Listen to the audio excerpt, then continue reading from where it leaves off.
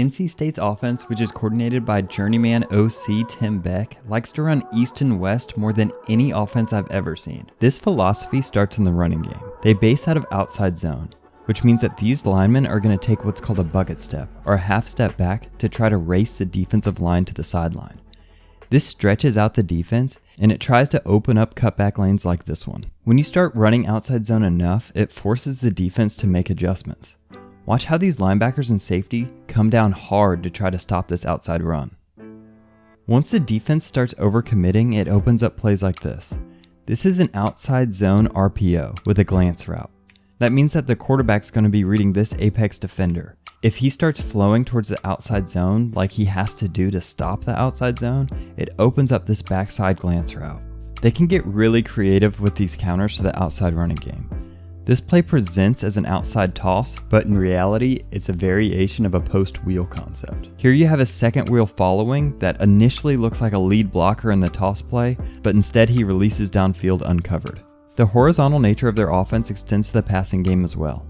They really like to run mesh, which is named mesh because two receivers running shallow routes mesh across the middle of the field. This creates a natural pick and allows for receivers to spring open underneath for easy completions. And when I say they like to run mesh, I mean that they really like to run mesh. They will run it over and over again and just dink and dunk their way downfield, much like an air raid offense of old. They'll also go to these little flare running back screens to try to stretch the defense out even more. Once they start sucking up the defense with all of this side-to-side motion, it enables them to take shots downfield. They really like throwing up these jump balls to Emeka Emezie, who has great chemistry with Devin Leary and makes these completions look effortless. Another receiver to watch on these deep shots is Devin Carter, who has the ability to make amazing plays like this one, but has also struggled with drops on and off throughout the season. But at the end of the day, their offense is held together by quarterback Devin Leary, who looks to be another in a long line of NC State quarterbacks who's destined to be a pro. I really like the throw he makes here, although you can't see it very well with this angle given in the broadcast. He throws this ball perfectly in between what's called a corner pocket, which is this gap between a corner and the safety in cover 2. While this offense gets the job done, the true strength of this team is on the defense. They play a pretty aggressive version of 3-down lineman defense that's really trying to disrupt the offensive flow with frequent pressures and zone defenses. What really stands out to me about this NC State defense is their pursuit. Watch how many players end up around this receiver at the end of this play. And this seems to be a consistent story throughout much of their games. Just watch how many players are constantly fighting to get to the football. But when they're not blitzing, they're dropping back into the soft zone and hoping that their pursuit principles carries over to a zone defense. This is probably the best time and way to attack them downfield.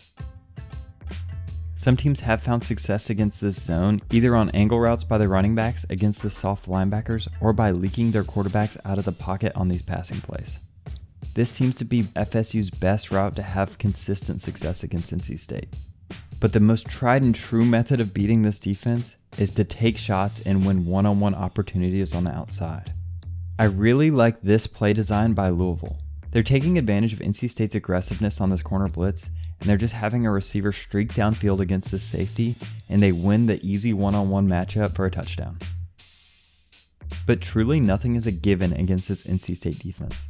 On a 3rd and 1, Louisville calls a fake screen and go, which managed to get this speedy slot receiver on this cornerback one-on-one on the outside. He gets a step on him because of the fake screen, and it looks like it's going to be a big play. But this middle free safety has the time and awareness to get over and stop the big play by Louisville. Like always, this NC State team under head coach Dave Doeren is extremely solid. They have an excellent college quarterback in Devin Leary and a defense with very few holes in it. If FSU wants to win this game, they're going to have to show that they can piece together a full game with 4 quarters worth of football. Miami already showed a blueprint on how to beat this defense, but that requires winning one-on-one matchups consistently throughout the game, and FSU hasn't showed the ability to do that.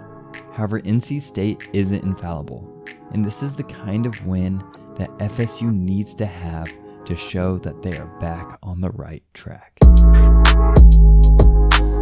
Thanks for watching, and thanks to all my patrons that make this video possible. Please join us after the game for an instant reaction, and then the following Tuesday where we usually put out a full film review looking at every big play that happened during the game.